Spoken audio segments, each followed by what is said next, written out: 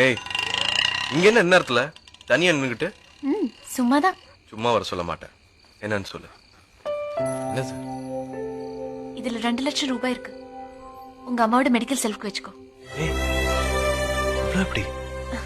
காரை வித்துட்ட. கார? ஏன் வித்த?